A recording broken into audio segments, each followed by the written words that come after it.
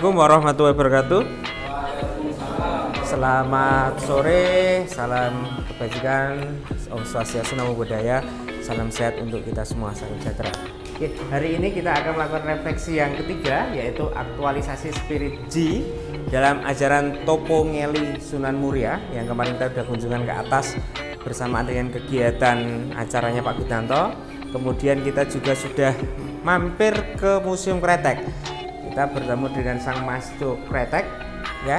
Kemarin saya punya rokok untuk Afrika Selatan, tapi sudah saya bagikan habis. Saya untuk Kak Iman sama Kak Mario dapat rokok Excel Hope dari sahabat kami di Kudus yang produksi rokok untuk diekspor ke Afrika Selatan, ya. Nah, nanti kapan-kapan coba saya kontakkan lagi, ya. Oke, nanti kita akan bahas ini bersama narasumber kita, Bapak Agus Sulistianto, SPD, Ustadz Agus Sulistianto. Beliau adalah sekarang sibuk di organisasi pemuda, ya, di Pemuda Ansor, juga beberapa kegiatan di kabupaten. Seorang jurnalis senior, ya, pernah di beberapa media, sekarang punya media sendiri, dan seorang entrepreneur, ya, teman-teman yang suka camping atau apa. Dia punya usaha persewaan alat-alat camping di daerah Muria kalau yang mau ke gunung, ya. Terus kemudian yang terbarunya perusahaan madu dan kelapa sawit di Kalimantan, ya. Oke, usaha masih muda, ya. Ya, sama saya tua dia dikit sih, ya. Ya, nggak percaya? Nggak percaya kalian, ya. Oke, nah selanjutnya nanti akan disampaikan oleh Bapak Agus, Ustadz Agus. Kami persilahkan, monggo, waktu dan tempat sepenuhnya milik jenengan. Oke, silakan. Apa dulu? Sunan Muria dulu, ya? Karena Pak Nitis Muda dulu, ya. Page view-nya slideshow. Scroll kayak. Scroll, ya. Ya, monggo.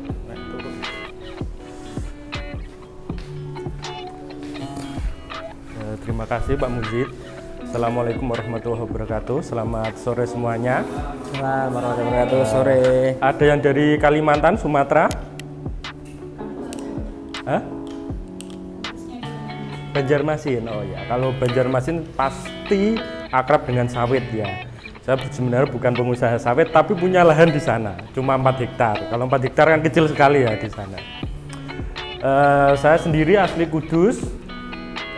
Rumah saya di Desa Lau. Istri saya dapat istri di Colo, Desa Colo. Desa Colo itu kan masuk Sunan Muria, ya, makam dan masjidnya itu kan ada di Desa Colo. Jadi memang hidupnya akrab dengan ajaran dari Sunan Muria juga. Tapi untuk kali ini saya dahulukan untuk Nitis Mito. Ada yang tahu sejarahnya rokok kretek?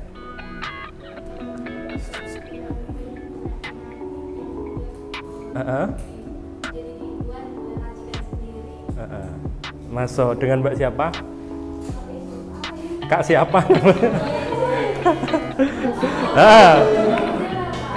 Apa? Angel, ya? Angel dengan Mbak Angel itu benar. Pertama itu yang menemukan rokok kretek itu namanya Bapak Jamhari. Dulu itu Bapak Jamhari ketika saat itu sudah marak rokok sebenarnya, tapi ketika itu Haji Jamhari itu ada sakit sesak, batuk, dan akhirnya dia mencoba gelinding rokok, tembakau plus ditambah cengkeh. Nah, akhirnya terciptalah rokok kretek, di mana rokok kretek itu berasal dari ketika rokok disedot ada suara kretek itu yang berasal dari dari cengkeh. Tapi sebenarnya lambat laun itu saat Perang Dunia II sepertinya itu cengkeh mulai langka. Karena dunia kan kacau, ya, untuk di cengkeh Indonesia sendiri harganya mahal, jadi ada yang ngambil dari dari luar negeri. Harganya juga tinggi, akhirnya ada yang saat itu ada yang mengganti dengan garam. yang penting ada suara kreteknya, tapi untuk rasa otomatis jauh ya. Nah dari Jamhari itu sebenarnya Pak Jamhari itu tidak sampai untuk memproduksi skala perusahaan. Dia hanya menemukan itu dikonsumsi sendiri. Dari situ sudah dikenal. Dan akhirnya Nitis Mito lah yang melihat potensi itu dan akhirnya dicoba, dibuat dan jadilah perusahaan yang sangat besar pada tahun 1920 hingga 1940. Kita lanjut, kita lihat profilnya Nitis Mito. Ini profil Nitis Mito ketika masih ganteng lah ya. Ini sudah lihat ini ya. Ini kita lihat profilnya ya. Lahir dari pasangan Sulaiman ya itu, dan Markonah. Nama yang sangat familiar ya mungkin ya, Markonah. Nama aslinya itu Nitis Mito kurang i, tapi nama kecilnya itu dipanggil Rusdi. Nah, dulu itu karena dia kaya raya, pernah juga dianugerahi kalau di Sultan Solo itu apa ya, pada anugerah kebangsawanan lah. Tapi beberapa kali di searching di sana kok nama Nitis Mito sama Rusdi itu tidak ada. Tapi ada yang sejarawan mengatakan itu karena ke Sultan Solo itu dengan Nitis Mito itu dekat. Bahkan Nitis Mito itu pernah menghadiahi Sultan Solo itu dengan kuda dari Australia. Bayangkan saat itu ada orang yang beli kuda dari Australia. Itu kan sangat kaya ya. Lahir sekitar 1863, aslinya tidak pasti karena saat itu di Dukcapil belum ada ya saat itu, jadi tidak tercatat dengan pasti. Memiliki 8 anak dan juga memiliki 5 istri. Wow, mantap kan? Mario ini 5 istri Mario. Mungkin sekarang bilangnya gini, Nitis Mito single dong gitu ya. Dia punya 5 istri. Nanti terakhir saya jelaskan silsilahnya, istri pertama dapat berapa anak dan selanjutnya. Perjalanan bisnis. Nah, jadi kan ini kita belajar dagangnya orang Kudus, Gus Jigangnya orang Kudus. Sebenarnya Ji dan Gang itu masuk di Nitis Mito, tapi kita berusaha ke bisnisnya dulu karena juga dilandasi dengan Ji. Ini pabriknya, ejaannya jelas ya itu ya, itu Belanda banget. Karena saat itu memang perusahaan itu harus izin ke Belanda, termasuk Nitis Mito juga bayar pajaknya ke Belanda. Ini M Nitis Mito, ini ada M-nya, padahal namanya itu Nitis Mito. Ini ada beberapa ada beberapa pertanyaan juga dari orang-orang kenapa Nitis Mito memakai nama M di depan.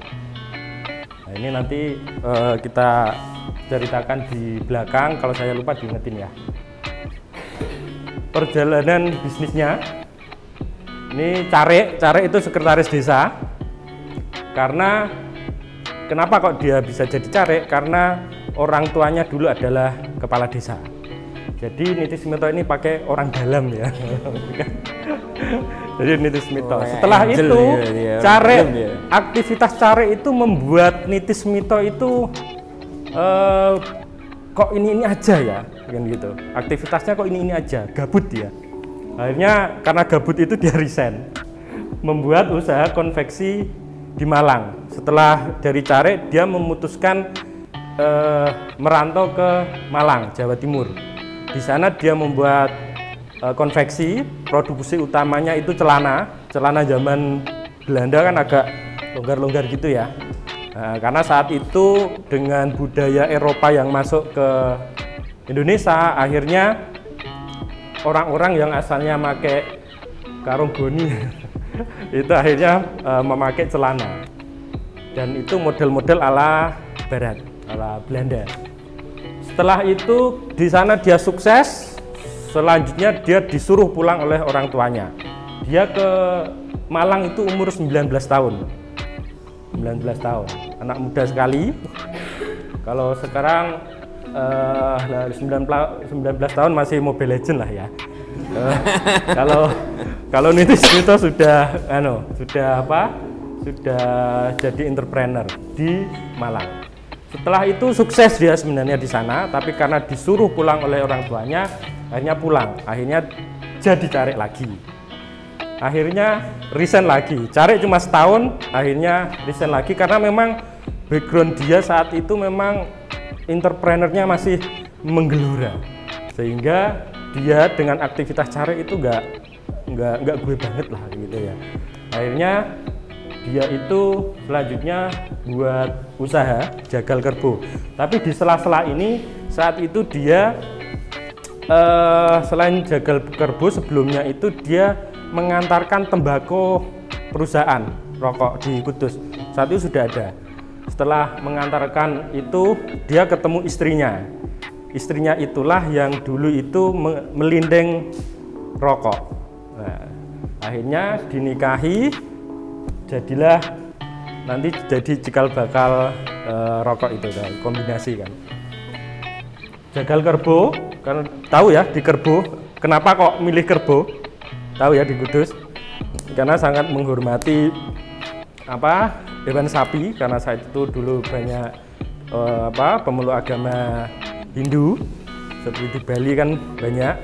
Jadi dia Kudus itu memang Sunan Kudus jangan menyembelih sapi. Kerbau yang dipilih karena saat itu memang banyak dia usaha jagal kerbau. Langsung membuat toko sembako. Dua usaha ini itu berjalan semua. Sehingga sebenarnya awal mula usaha suksesnya itu memang jagal kerbau dan toko sembako yang di Kudus. Jadi kalau melihat Nitis Mito itu konveksi jalan, jagal kerbau jalan, toko sembako jalan. Ya memang entrepreneur sejati dia. Kalau Kudus Kulon alias Menara dan sekitarnya itu memang terkenal oleh pengusaha-pengusaha juga kiai-kiai, priyayi-priyayi kalau saat itu ya. Dari jagal kerbau dan toko sembako inilah Nitis Mito, karena istrinya dulu sering ngelindeng rokok, dia membuatkan suaminya, si Nitis Mito ini. Dia campur dengan tembakau dengan racikannya sendiri, karena istrinya backgroundnya juga dulu dari kelinteng tembakau ya. Itu akhirnya dikasihkan Nitis Mito, diudat-udut, dirokok terus. Akhirnya pelanggan jagal kerbau dan toko sembako juga dikasih gratis saat itu. Akhirnya ya kok enak gitu, pelanggannya kok enak, lama-lama kan minta terus. Nah, Nitis Mito mungkin wah peluang ini kan gitu ya. Akhirnya dia membuat rokok kretek, dikomersilkan, bukan gratis lagi. Nah itu dari sini kita melihat bagaimana Nitis Mito itu terus melihat peluang, belajar, akhirnya memunculkan ide-ide usaha yang akhirnya membuat dirinya besar. Langsung perjalanan bisnis rokok, foto ini diambil di perpustakaan Belanda. Indonesia nggak ada, tapi di Belanda ada. Kalau di searching KITLV ya, kalau nggak salah.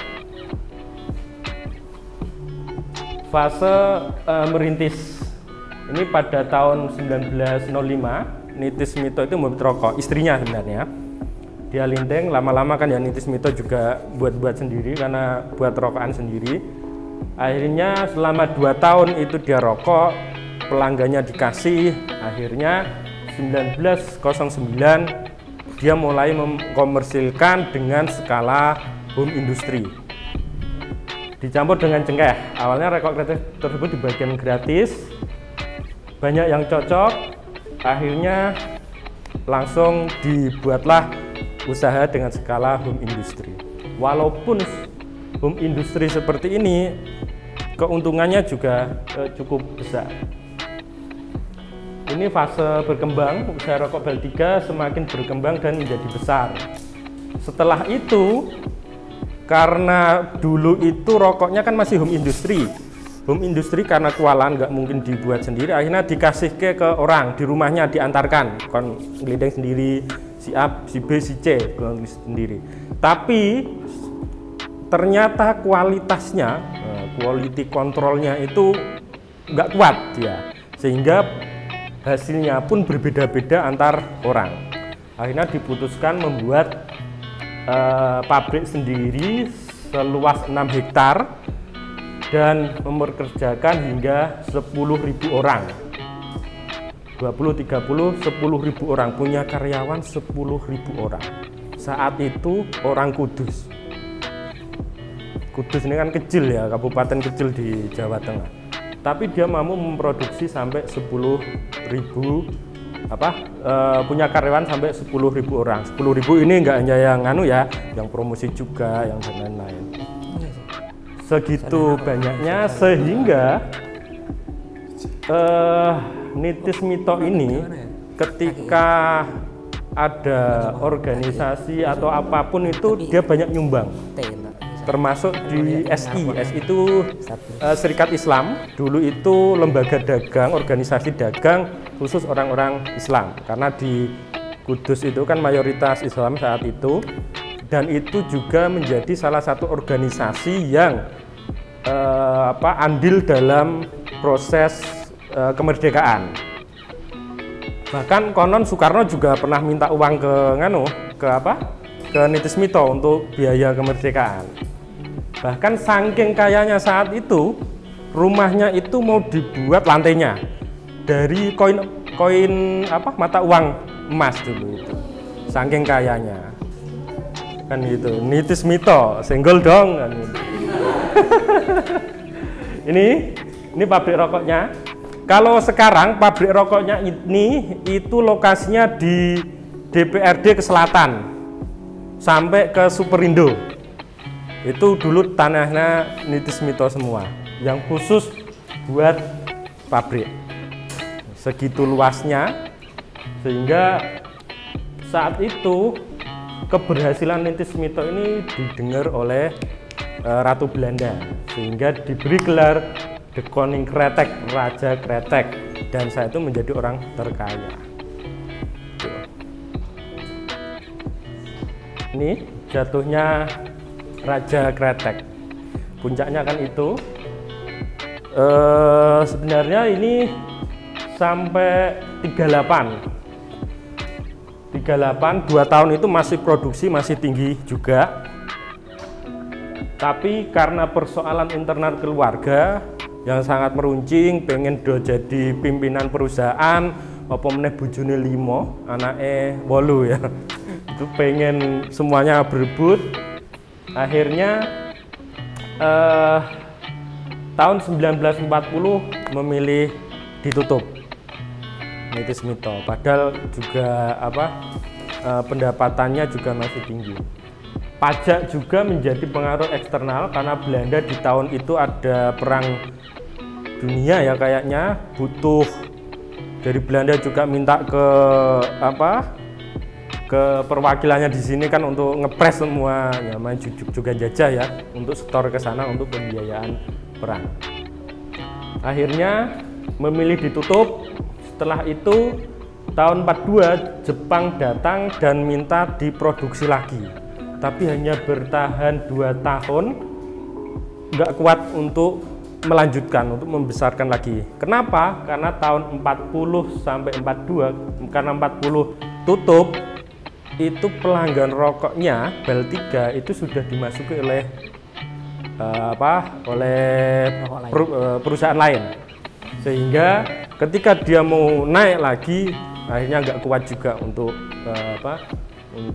memasarkannya. 42 Jepang datang, nggak kuat lagi. Tahun 1950 setelah merdeka, keluarganya ada yang mencoba untuk membangkitkan lagi, tapi tetap selama 1 tahun hanya bertahan dan akhirnya gagal juga. Kalau rumahnya Nitis Mito sudah ada yang tahu? Pak Mujid? Setelah ada ya, itu di pojokannya ada replika pesawat Fokker. Di dia nyewa pesawat Fokker untuk menyebarkan kertas brosur di kota-kota besar, Jakarta, Semarang, Surabaya kayaknya. Itu pakai Fokker. Nyewa ini yang punya ini saat itu siapa? Orang-orang Belanda kan nyewa dia. Ini juga yang perlu kita belajar dari sosok Nitis Mito itu, pelit dalam bidang usaha. Di sini dituliskan ketika ada tembakau yang jatuh di perusahaannya, kok dia baru inspeksi ketemu, langsung dimarahi orang-orang yang pekerjanya itu. Karena apa? Dia ngangkat sini, ini itu uang. Saking pelite, ini saking pelite atau saking detailnya dia, sampai seperti itu. Tapi dermawan di bidang sosial, organisasi apa dia sumbang. Bahkan saat mau lebaran itu kan ada zakat ya, pas puasa, zakat mal. Itu di sepanjang jalan Sunan Kudus itu berjejer-jejer orang dan dikasih zakat semua. Saking oke duitnya, banyaknya uangnya. Ini Sumaji, ini anaknya dulu juga karena dia sudah jatuh tapi asetnya masih banyak, dia tetap menyumbang lah, memberi sumbangsih kepada perjuangan dengan membuat markas-markas tentara di aset miliknya dia. Seperti ini, termasuk Kodim Kudus itu asetnya Nitis Mito. Kodim 0722 Kudus itu miliknya Nitis Mito. Saat kaya-kayanya dulu selain rokok, Nitis Mito ternyata juga membuat siaran radio, penyiaran radio. Lokasinya di Kodim 0722 saat ini itu siarannya itu sampai Singapura. Kalau kita baca di koran ini itu sampai Singapura. Lalu juga buat usaha bioskop juga, akhirnya banyak, tapi yang paling terkenal memang rokok kreteknya. Ini sosok Nitis Mito saat di pabriknya. Di sininya Nitis Mito itu banyak kunci-kunci gudang. Saking ra percayane karo wong karyawannya. Itu. Mungkin dari tadi ya yang sangat detail dalam bisnis. Oh ya, sudah, kita lanjut ke silsilahnya. Ini istri pertama, anaknya itu cucunya ini yang 2, 3, 4, 5. Yang dari ini anaknya siapa belum terdeteksi gitu. Karena sepertinya nikahnya siri, tidak tercatat gitu. Ya begitu. Ada yang ditanyakan untuk yang istri-istri nanti nganu ya Pak, diketok ya Pak. Khawatir membuat rame.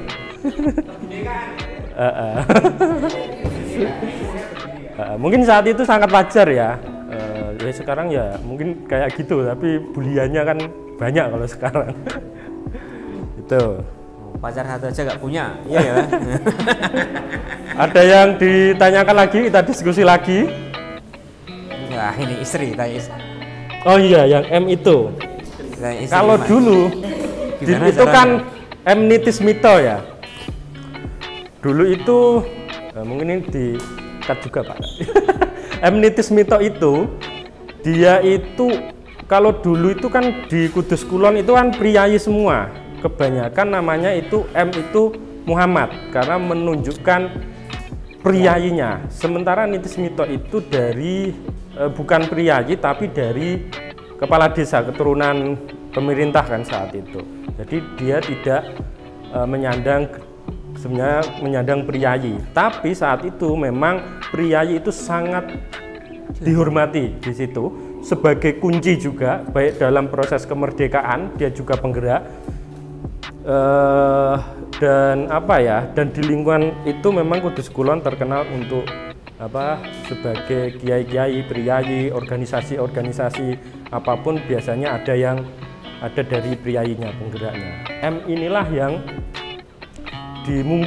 mungkin ya, ini kalau kita analogikan, kita resum lah, itu M itu untuk menunjukkan bahwa dia itu juga priayi juga gitu. Kalau saat ini itu yang dulu itu biasanya M gede, C-nya kecil, MC Wartono misal dari Rokok Sukun.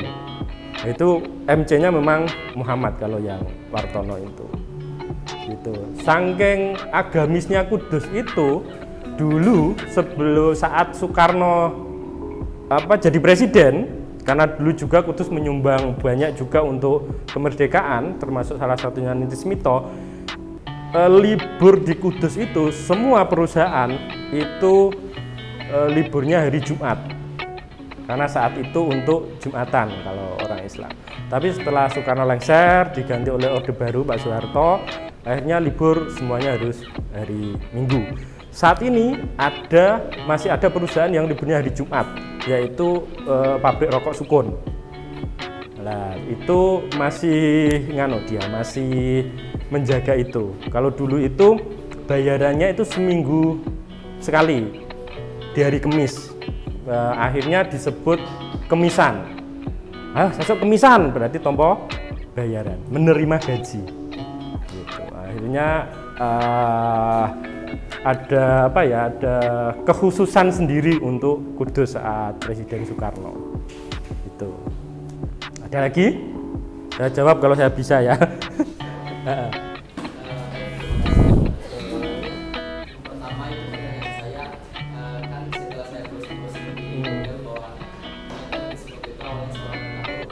Saya pakai Google dan bagaimana dia dari seorang tahun bisa menjadi seorang cari dan bahkan membangun sistem administrasi marketing yang modern. Siap. Indonesia kan masih tertinggal.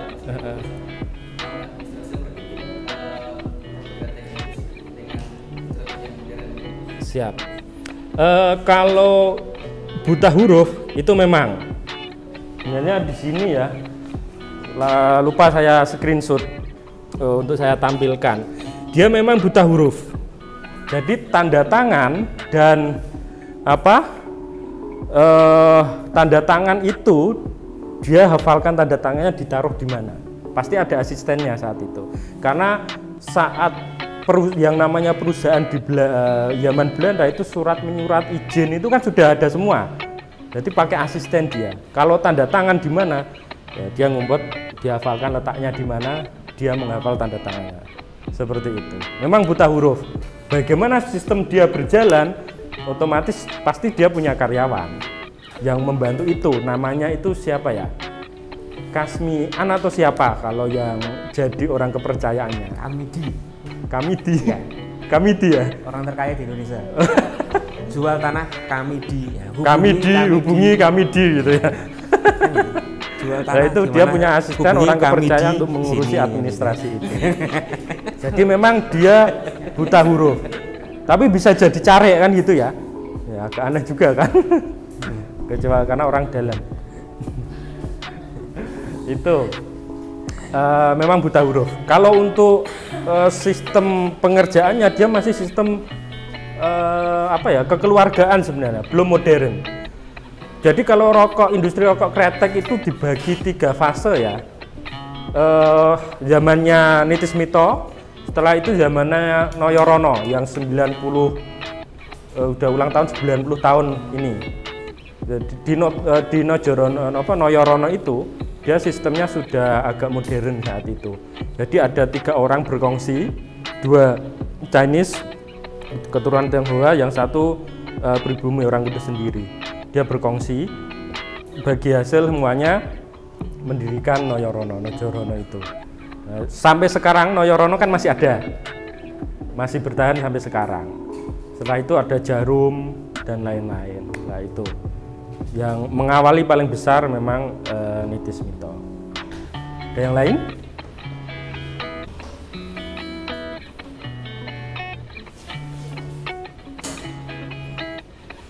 Sudah. Jadi tanahnya dia di Kudus ya sampai alun-alun ke kanan ke kiri ya tanahnya Nitis Mito semua. Karena dulu alun-alun itu kan bukan di Kudus yang saat ini. Alun-alun itu dulu dekat menara, Mas.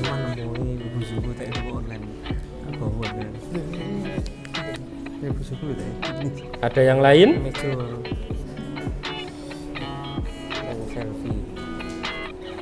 Sudah? Ya, kita lanjut ya. Kita belajar dari Sunan Muria. Kalau namanya itu Raden Umar Said.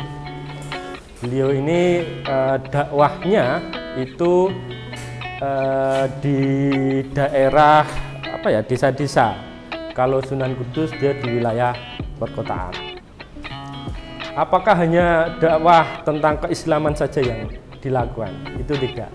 Mulai dari ekonomi, budaya, itu juga dilakukan oleh Sunan Kudus maupun Sunan Muria. Karena apa? Karena kesejahteraan masyarakat, warganya itu juga dipikirkan. Cara tanam yang baik gimana itu juga dipikirkan. Tapi yang dikenal memang dakwahnya hanya melalui hanya tentang dakwah Islam saja, keagamaan saja, padahal banyak juga, tidak hanya soal keagamaan. Sunan Muria hidup di dua masa Kesultanan Islam, Sultan Demak dan Sultan Hadiwijaya. Kok Masehi sih ini? Ini sebelum. Langsung ajaran yang paling dikenal oleh masyarakat yaitu Topo Ngeli. Bukan Tapa. Apa, Pak? Ngeli bukan geli ya. Ngeli ya. Ini Topo Ngeli itu bertapa, Ngeli itu apa ya bahasa Follow the water, like follow the water. Mengalir. Mengalir, mengikuti arus ya. Sebenarnya ada tiga pengertian dari Topo Ngeli. Topo Ngeli dimasukkan sebagai bagian dari laku tirakatan. Tirakatan, paham nggak ya tirakatan itu? Usaha-usaha untuk spiritualitas. Tirakatan yang bersifat jasmani dengan cara menghanyutkan badan atau wadah itu badan juga sih di aliran sungai. Lelakuan ini dapat diartikan sebagai bentuk pengasingan diri serta pengosongan batin untuk mendapatkan ilham atau pengetahuan sejati. Hal tersebut dimaknai agar pancaran nur ilahiyah itu dapat masuk ke dalam hati nurani. Dapat masuk ke dalam hati nurani sehingga gerak langkah badan dan jiwa ini selaras dengan kehendak Allah. Ini praktek ini masih ada sampai sekarang, terutama di Ternadi. Itu masih ada orang yang bertapa yang seperti ini. Itu satu pengertian ya. Ada pengertian yang kedua. Topo Ngeli adalah laku ini mensiratkan adanya ajaran akan totalitas dalam mengabdi di masyarakat, berbaur serta beralkulturasi di dalamnya tanpa harus terseret arus dinamika sosial yang terjadi di dalamnya. Mungkin ini yang paling pas kita lakukan saat ini. Teman-teman semua, kakak-kakak semua ini nanti kan terjun di masyarakat juga. Mahasiswa, agent of change. Bagaimana kita terjun ke masyarakat tapi tidak terpengaruh oleh masyarakat yang ada negatifnya di situ. Nah, itulah yang diajarkan oleh Sunan Muria. Karena orang dakwah itu tidak mungkin mendakwahi hanya orang-orang baik saja. Orang-orang yang tidak baik dalam lakunya, dalam tindak tanduknya, itu juga harus jadikan target untuk dakwah, kan seperti itu. Teman-teman semua juga nanti di masyarakat seperti itu, mengajarkan orang baik kan, sia-sia kan, bahasa Jawanya muspro lah, sia-sia. Tapi kalau mengajarkan orang yang kurang paham, itu justru akan membawa kepuasan tersendiri, seperti saat KKN lah, kakak-kakak semua. Ada potensi apa di situ, masyarakat dikumpulkan, digerakkan, tapi tanpa mengikuti arus negatif di masyarakat itu. Nah, inilah apa yang harus kita pelajari dari ajaran Topo Ngeli dari Sunan Muria. Kita itu Topo itu kan mengekang diri, Ngeli itu mengikuti arus. Jadi kita tetap berbaur di masyarakat, itu kewajiban kita sebagai mahasiswa, agent of change, agen perubahan, ya harus bisa tapa, harus mengekang diri agar saat terjun di masyarakat tidak terbawa arus negatif tentunya ya yang dimaksud ini. Nah, karena dinamika sosial tiap daerah itu pasti berbeda-beda, apalagi Indonesia yang banyak pulau, banyak suku ya. Itu yang kedua. Langsung yang ketiga, laku tirakatan ini juga dapat diartikan sebagai laku batin untuk melatih jiwa kita itu dilatih agar mudah menerima segala kehendak yang kuasa dan selalu mawas diri dalam menghadapi perubahan zaman tanpa harus terseret di dalamnya. Jadi kalau dari yang sebelumnya kan arti yang kedua kan kita ke masyarakat, bagaimana kita bisa melakukan perubahan di situ tanpa kita harus terjerumus. Yang ketiga itu lebih ke menenteramkan jiwa kita, bagaimana kita bisa menerima apa yang diberi oleh Tuhan Yang Maha Esa gitu, sehingga kedepannya kita itu bisa bisa lurus walaupun perubahan zaman itu terus berjalan. Nah, itu yang ajaran yang dari Sunan Muria Tapangeli. Saat ini ada yang sudah coba membangun itu lagi biar lebih memasyarakat, itu di desa Lau, dukuhnya itu Pijiwetan, kampung budaya Pijiwetan. Dia terus mendorong adanya mensosialisasikan tentang ajaran Sunan Muria, yaitu Tapangeli. Diakui atau tidak, ajaran orang-orang terdahulu kita, pemuka-pemuka agama kita saat ini kan mulai tergerus ya, diakui atau tidak, tapi kita sebenarnya bisa belajar bagaimana Topo Ngeli atau ajaran-ajaran pendahulu kita untuk mengarah yang baik itu kita masih bisa pelajari lagi lah. Disinilah Topo Ngeli itu laku dari Sunan Muria ini menjadi salah satu hal yang terus digaungkan di Kudus, selain ajaran dari Sunan Kudus juga. Kalau dari Sunan Kudus sudah tahu semua ya, literasinya banyak kalau Sunan Kudus. Kalau Sunan Muria itu relatif sedikit karena dakwahnya Sunan Kudus itu banyak di desa-desa, sehingga yang tercatat itu minim, tidak sebanyak Sunan Kudus. Itu sangat singkat sekali. Ada yang didiskusikan lagi kita, atau ada input kepada kita, kepada saya atau teman-teman yang lain kalau ada yang tahu. Seperti itu. Ada yang ditanyakan atau ada yang kita diskusikan? Belum tentu apa yang saya sampaikan ini murni sebuah kebenaran ya. Mungkin ada salahnya juga atau ada versi yang lain juga. Silahkan kalau ada yang versi lain kita diskusikan di sini. Karena ruang diskusi itu harus kita buka kalau untuk mahasiswa-mahasiswa ya. Gimana?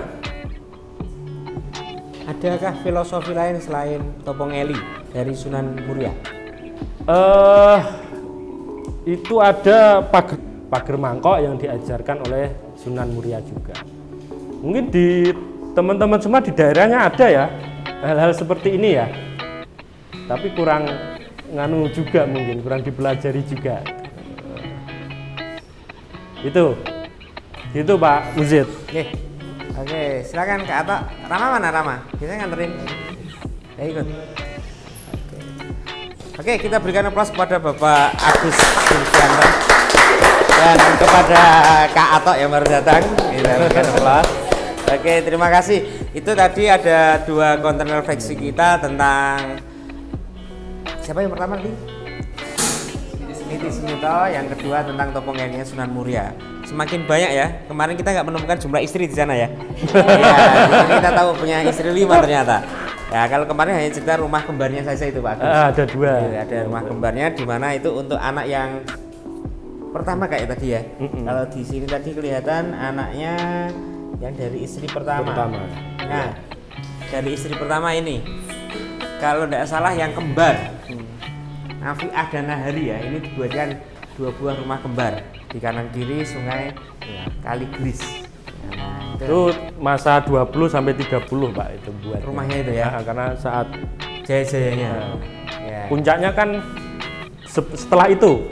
Tapi 20-30 aja sudah bisa bangun sebesar itu. 2 lagi. Rumah kembar jaya-jaya ya, kayak itu ya. Oke, itu rumah kembarnya yang mungkin kita kemarin belum sempat masuk karena memang saat ini kalau nggak salah sudah tidak dipegang oleh ahli waris dan tidak menjadi cagar budaya ya. Ya, enggak. Jadi sehingga tidak terawat sekali.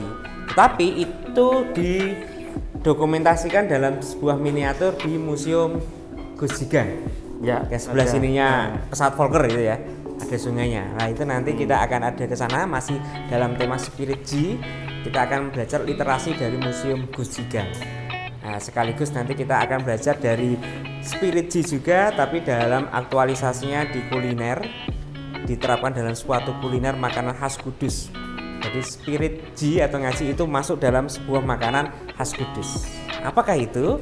Nanti rahasia, ada cluenya ya. Tambahan dikit boleh Pak? Boleh, silakan. Pernah itu yang namanya Pak Edi Supratno, sejarawan Kudus. Dulu ngajar juga di UMK di jurnalistik ekstra Pak, yang di bahasa Inggris. Itu ada materi jurnalistik juga di situ. Kunjungan ke rumah kembar. Di sana Pak Edi menemukan sumurnya di 2 itu ada semacam sistem kayak pompa air, tapi nggak pakai mesin, nggak pakai listrik. Nah, caranya gimana saya belum memahami itu. Artinya arsitekturnya kemungkinan dari Belanda. Jadi lumayan kalau mungkin canggih nanti juga gitu. Kalau mungkin ini ada apa ya? Besok kemisan ya kita ya. Kemisan. Kemis malam Jumat kita main ke rumah ini ya. Kebetulan lampunya kayaknya udah gak ada ya. Kita nanti berangkat sekitar jam 8 malam. Nanti kita survei sana. Berani kan? Malam Jumat. Takut ini nggak berani. Kita kebinekaannya tidak hanya dengan antar agama, antar manusia, tapi dengan arwah lain, dunia lain. Nah, jadi kita nggak berani nih ya, nggak berani ya. Itu rumahnya, nanti cerita horornya apa di sana gitu kita. Apakah masih ada noni-noni Belandanya? Nah, ini kita di ruang 38 ya. Oh, aman. Di ruangan ini aman, di ruangan ini. Karena ini nggak atasnya SI ya, Mas? Bukan ya, atasnya ini sebelah ya. Gedung UMK ini kan ada di perkuburan China. Ini dulu adalah makam Cina. Bong Cina ya? Ya, bahasanya Bong Cina. Jadi kampus UMK itu didirikan di bekas makam Cina. Sebagian Pak, sebagian semuanya. Ya, beberapa. Dan itu ada waktu saat dibangun ya ada makam-makam kerangka yang harus dipindahkan. Dan itu masih ada dulu penampakan noni-noni Belanda karena makam noni-noni Belanda di sini banyak. Jadi nanti kalau malam hari Anda lihat yang Kosowok mungkin ada noni-noni baju putih kayak pakai Belanda. Nah, gimana? Lo nanti di foto diwawancara mungkin. Noni Belanda lo cantik lo ya, pasti noni Belanda gitu. Kalau dapat FYP lo itu. Ya.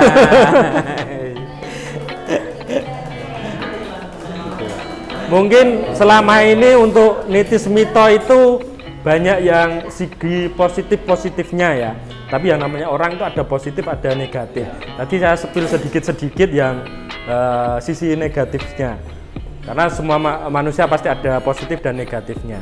Tapi untuk kalau nanti di video yang negatif di-cut Pak. Buat tambahan aja untuk wawasan. Ya, kita masuk ke refleks ya. tadi di sini Anda sudah belajar dengan Pak Agus tentang dua konten.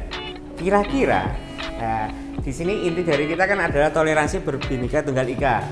Pertanyaannya adalah poin positif apa yang kita dapatkan dari konten tadi yang direfleksikan oleh Pak Agus, Niti Smito. Saya menemukan tadi ada beberapa poin positif.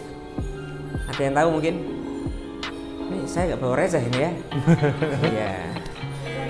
Hadiahnya boleh pesan menu double.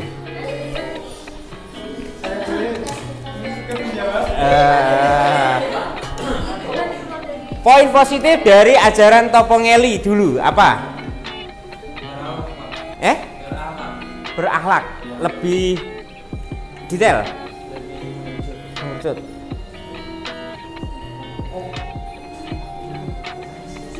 Iman? Pas? Suci dulu.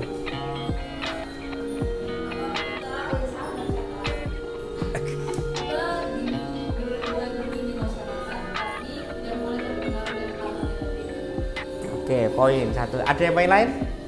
Safal? Berbaur kepada masyarakat baik di pelosok dan pengembangan kalangan dan swasta. Oke. Ada lagi yang berbeda, Gloria?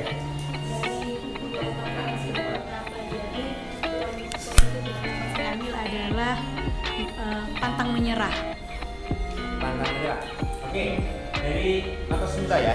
Atau dari Topongeli? Dari Niti Smito. Niti Smito.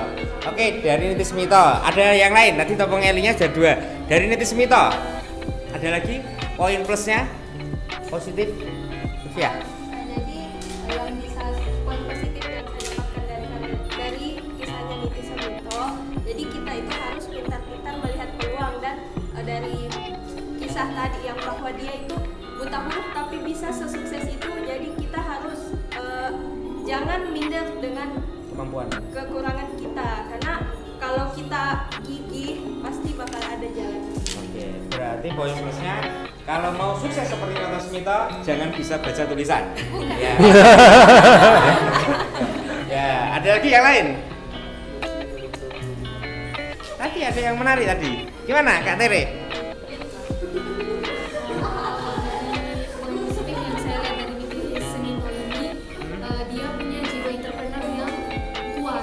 Maksudnya walaupun dia sudah dari sejak muda, jiwa usahanya tuh tidak terbatas. Jadi dia kayak punya, dia mengeksplor usaha-usahanya yang belum dia ketahui dan dia kembangkan. Akhirnya dia bisa sukses punya perusahaan besar.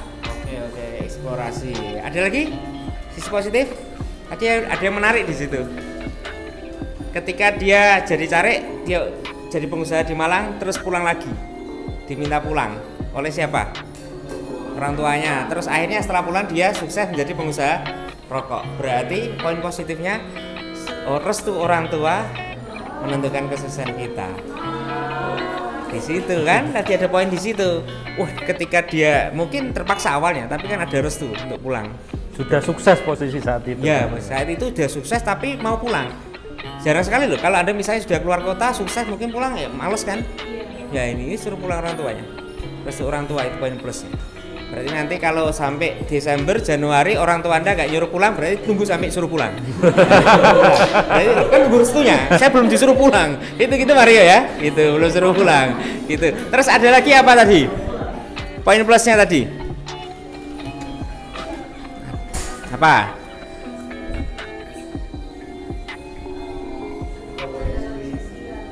Gimana? Tadi yang judul Berita.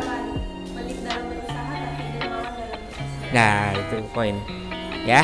Kita nunggu nanti makan malam siapa yang akan bayarin kita.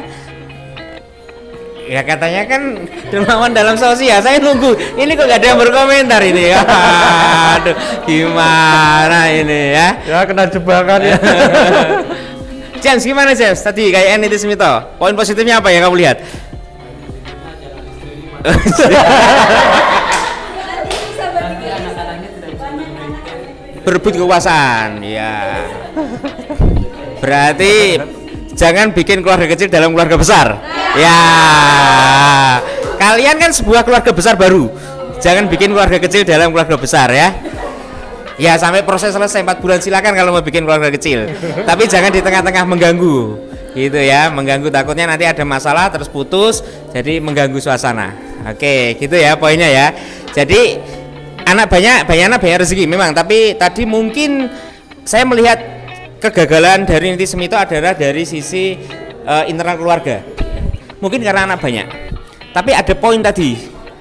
Dia pakai sabuk, bawa kunci karena dia nggak percaya pada anak buahnya. Kemungkinan juga dia nggak percaya sama anak-anaknya. Kemungkinannya.